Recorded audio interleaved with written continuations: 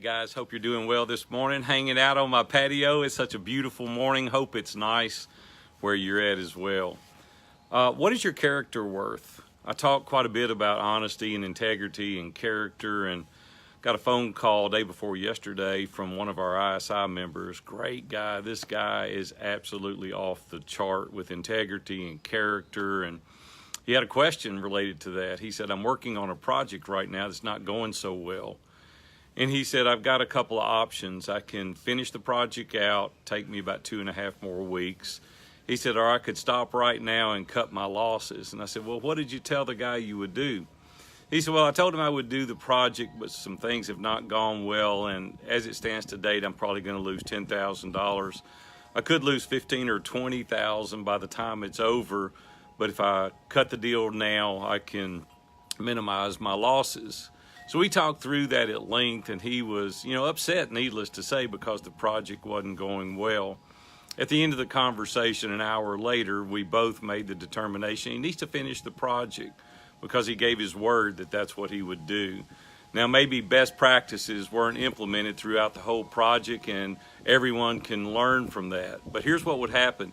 You would lessen your loss to $10,000 rather than $20,000. But your reputation with that company forever would be flawed.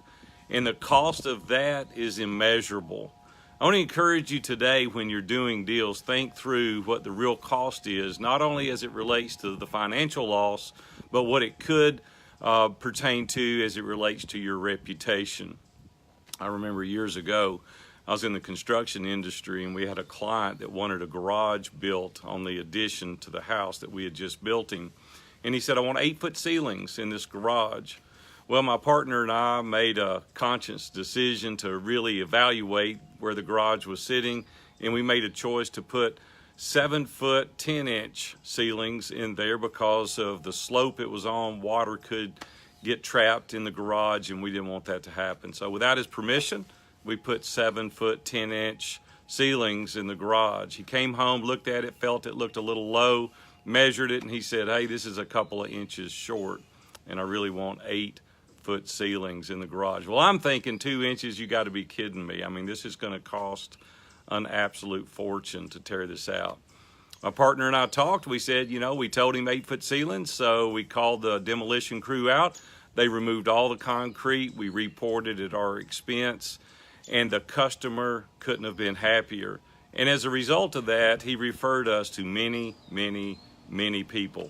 If we hadn't done the right thing, it would have left a bitter taste in his mouth, and he never would have referred us, regardless of how good a job we had done on other projects.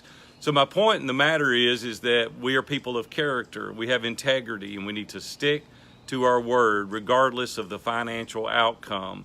I remember as a young guy, my dad would tell me stories about the handshakes and what it meant. And I want to tell you today, that hasn't changed. We're still the same people doing responsible things for others, and our handshake should be our bond. But the truth of the matter is that's not always the way it works. So I just want to encourage you guys today, when you're faced with these dilemmas, think about what your character is worth and go forward and make the right decision. Well, hey, I'm Big A, hanging out on my patio this morning, taking it easy, and I'm about to head to the office. Have a great day. I hope you guys have a great day as well. We'll see you.